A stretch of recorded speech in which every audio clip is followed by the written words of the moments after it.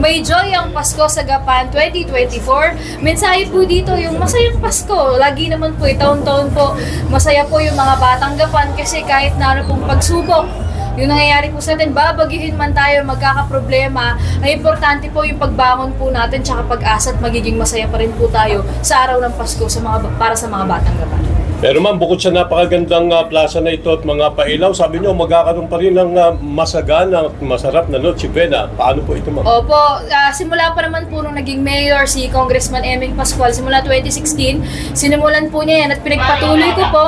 Yun nga lang po, mas bongga na po ang Noche Buena natin kasi bonggang Noche Buena, lahat po yan branded at magkakaroon pa po tayo ng 1 kilong hamon de bola ang bawat bahay po dito sa lungsod ng Gapan. Pure Foods po yan, branded. Ma'am, overwhelming yung laki nung ano, gano'ng ang taas nito at ilan ba yung Christmas light na ginamit dyan? Recycle ba yung mga yan? Meron pong recycled, syempre meron ginamit last year.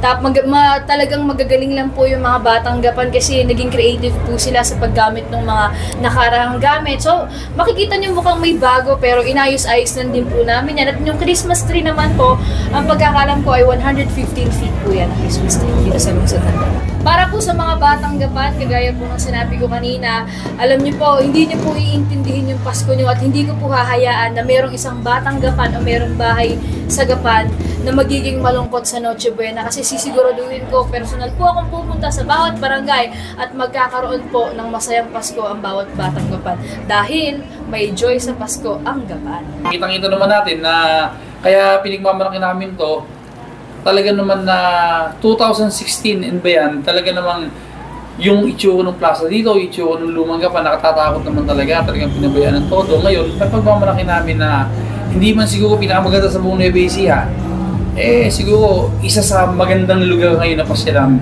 itong lungsod ng Gapan. Yung plaza namin, yung aming Christmas Festival, hanggang dito sa lumang Gapan. So, Joy, sa Pasko pong kapamigay, ako ngayon, araw-araw, nagkapamigay 1 milyong piso Sa opisina ko pa lang yun ito on the record to 1 milyong piso cash pinamimigay ko araw-araw sa opisina ko. Bukod doon, kaninang umaga, ang binigyan kong tao na tricycle driver na taga San Leonardo, 2,000 tao, 4 milyon yun.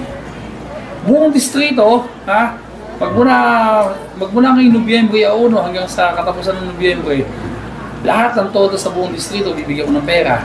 Lahat ng may tindahan sa palengke, sa Talipapa, lahat ng, lahat ng ang magsasaka, binibigyan ng pera. Yung scholar, yung second bus, tatapusin ko hanggang bago matapos sa Nobyembre to. Kaya binibigyan ko nga si Mayor Joy, ikaw sa Pasko pa ako ngayon, bago magpasko, binibigyan lahat ng aginaldo yung mga tao